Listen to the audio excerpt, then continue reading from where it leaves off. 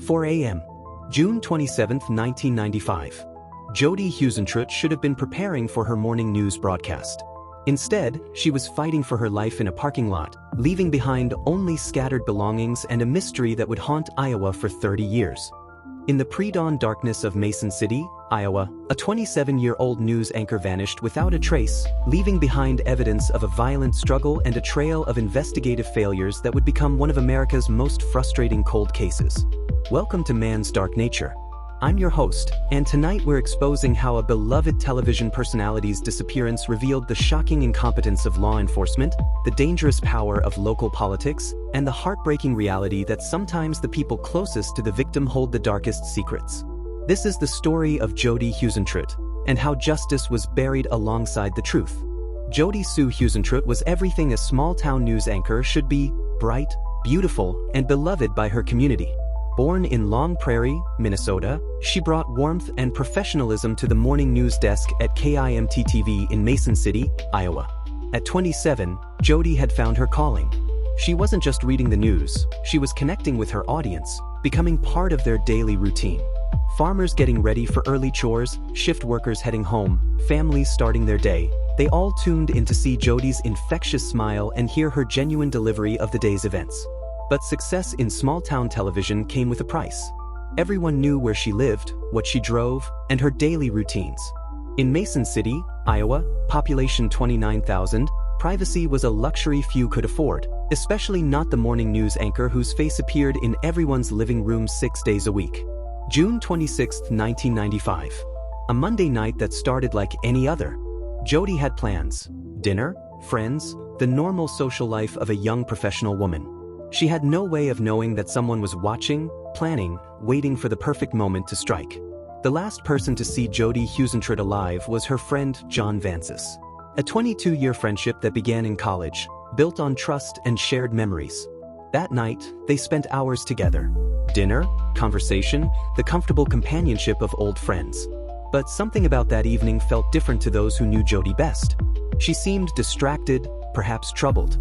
Later, investigators would wonder if she sensed the danger closing in around her. 11 p.m. Jodi returns to her apartment at the Key Apartments on North Kentucky Avenue. A modest complex where she felt safe, surrounded by neighbors and routine. She sets her alarm for 3 a.m., another early morning shift awaiting her. What Jodi didn't know was that in the parking lot below, someone was already waiting. June 27, 1995, 4 a.m. Jodi's alarm goes off as it has hundreds of times before. But this morning, she would never make it to the newsroom. Security cameras weren't common in 1995, especially not in small apartment complexes. What happened next in that parking lot would have to be reconstructed from the physical evidence left behind. Evidence that told a story of violence, desperation, and terror. 4:30 a.m. KIMT-TV realizes their morning anchor isn't coming in. Jodi has never missed work without calling. Never. In an industry where reliability is everything, Jodi's absence immediately triggers alarm bells. The producer calls Jodi's apartment. No answer. They call again. Still nothing. By 5 a.m., concerned coworkers decide to check on her themselves.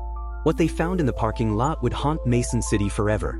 Jodi's red Mazda Miata sits in the parking lot, but something is terribly wrong. The car isn't even hers. She was test driving it from someone she planned to buy it from. The driver's side door is ajar, her keys scattered on the asphalt like fallen stars in the dim morning light. Her high heels, discarded near the car as if she'd been dragged. Her earrings, torn from her ears during a violent struggle. A bent car key and a small spray of blood on the car's exterior. The physical evidence painted a picture of abduction so clear that even rookie officers could read the story written in the scattered belongings. But here's what should have been the most important clue of all: a palm print found on Jodi's car, evidence that could identify her attacker if they could only match it to a suspect. The Mason City Police Department sealed off the area, called in the Iowa Division of Criminal Investigation, and began what should have been a methodical, professional investigation into the disappearance of their city's most recognizable face. Instead, they began 30 years of investigative failures that would let a killer walk free. The investigation into Jodi's disappearance continues as an active case being worked by the Mason City Police Department and the Iowa Division of Criminal Investigation. That's the official line, 30 years later. But the reality is far more damning. Within days of Jodi's disappearance, investigators had identified multiple suspects, collected physical evidence, and established a timeline of her final hours. They had everything needed to solve this case quickly. Instead, they stumbled through a series of missteps so egregious that they essentially guaranteed the killer would never face justice. Mistake 1.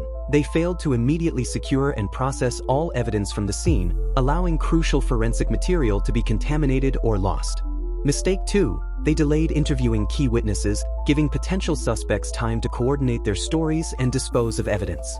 Mistake 3. Most critically, they treated this as a missing person case rather than an abduction/homicide, wasting precious time when every hour mattered.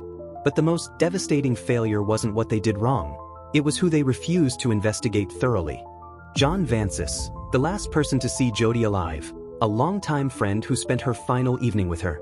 In any competent investigation, he would have been thoroughly scrutinized, his alibi verified, his story challenged. Instead, he was treated with kid gloves. Vancis told investigators that he left Jodi's apartment around midnight on June 26, drove home, and went to bed. Simple, clean, unverifiable. But there were inconsistencies in his story that investigators either missed or chose to ignore. Inconsistency 1. His timeline of the evening changed multiple times during interviews.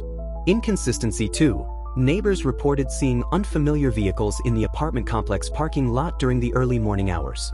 Inconsistency 3. Vancis's behavior in the days following Jodi's disappearance was described by friends as strange and evasive. Most telling of all, when investigators finally sought to obtain Vancis's palm print to compare with the one found on Jodi's car, he became belligerent and refused to cooperate. An innocent man doesn't refuse to provide evidence that could clear him of suspicion in his friend's disappearance. 22 years after Jodi's disappearance, investigators finally obtained GPS tracking data on John Vancis's vehicles, a 1999 Honda Civic and 2013 GMC pickup truck. The 2017 warrant revealed a 4-day journey that would raise more questions than it answered. The GPS data tracked a vehicle traveling from Baxter, Iowa through Missouri, Kansas, Oklahoma, Texas, and New Mexico before stopping in Phoenix, Arizona. A cross-country trip that seemed to follow major highways, the kind of route someone might take if they needed to dispose of evidence far from the crime scene. But here's the most frustrating part. While the GPS data was released, the police affidavit containing sensitive investigative details remains sealed indefinitely. Once again, crucial information that could break this case wide open is being hidden from public scrutiny. But what are investigators protecting? What details are so sensitive that even 30 years later, they can't be revealed to the family desperate for answers? While investigators fumbled the Vancis lead, another suspect emerged, one so obvious that even their botched investigation couldn't miss him. Tony Lynn Korskaden, a convicted sex offender who was in the Mason City area at the time of Jodi's disappearance. Unlike Vancis, Korskaden fit the profile of a stranger predator, dangerous, opportunistic, and with a history of violence against women. But it was what Korskaden said in prison that made investigators take notice. Jodi's dead, despite the fact that she was still officially classified as a missing person, not a homicide victim. How did he know? When investigators sought to obtain Korskaden's palm print to compare with the evidence found on Jodi's car, they encountered the same problem they'd faced with Vancis. Korskaden became belligerent and refused to cooperate. 2 prime suspects. 2 refusals to provide evidence that could solve the case. And investigators who seemed powerless to compel cooperation from either man. But the real story behind Jodi's disappearance isn't just about investigative incompetence. It's about the dangerous politics of small-town justice, where relationships matter more than evidence and protecting reputations takes precedence over finding truth. John Vancis wasn't just any suspect. He had connections in Mason City, relationships that may have influenced how aggressively he was investigated. When you're dealing with someone who knows the right people, has the right lawyer, and can make the right phone calls, even murder investigations can be compromised. Meanwhile, the Huisentruit family was left in limbo, watching their daughter's case become a political football kicked around by agencies more concerned with avoiding blame than finding justice. Press conference after press conference. Promise after promise. We're following new leads. The case remains active. We won't give up until we find answers. All lies designed to manage public perception while the real investigation stagnated. 30 years later, despite extensive investigations, Jodi Huisentruit was declared legally dead in 2001, but her body has never been found and no arrests have been made. But here's what's most infuriating. Investigators claim they have evidence that could solve this case, but they refuse to act on it or reveal it to the public. Private investigator Steve Ridge is now calling for a grand jury to be impaneled to decide if there's enough evidence to bring charges. After 30 years of police inaction, it may take civilian oversight to finally get justice for Jodi. But time is not on anyone's side. John Vancis died in December 2024, taking whatever secrets he held to his grave. Other suspects are aging, witnesses are dying, and evidence continues to degrade. How many more years will pass before someone has the courage to act on the evidence they claim to have? How many more press conferences promising action that never comes? Based on the evidence that has been revealed, here's what likely happened in that parking lot 30 years ago. Someone who knew Jodi's routine was waiting for her that morning. Someone who knew she would be alone, vulnerable, and predictable in her schedule. This wasn't a random crime. It was planned, calculated, and executed by someone familiar with her habits. The struggle was brief but vicious. Jodi fought. The scattered belongings and torn earrings prove that. But she was overpowered, dragged from the scene, and murdered. Her body was disposed of somewhere far from Mason City, possibly along that GPS-tracked route through 5 states to Arizona. Somewhere in the American Southwest, Jodi Huisentruit's remains lie in an unmarked grave, known only to her killer. The killer then spent 30 years watching investigators stumble through a botched investigation, protected by small-town politics, legal technicalities, and the simple passage of time that makes all evidence harder to prosecute. Friday, June 27, 2025, marked 30 years since Jodi Huisentruit disappeared. 30 years of a family's anguish. 30 years of a community's lost innocence. 30 years of justice denied. The key apartments still stand on North Kentucky Avenue. The parking lot where Jodi fought for her life has been repaved, but the memories remain. Every morning at 4 a.m., when the world is dark and quiet, you can almost hear the echo of her struggle. The case remains active, they tell us. New leads are being followed. Justice will prevail. But after 30 years of broken promises, those words ring hollow. Jodi Huisentruit was 27 years old when she vanished. She would be 57 today. She missed her wedding, her children, her grandchildren.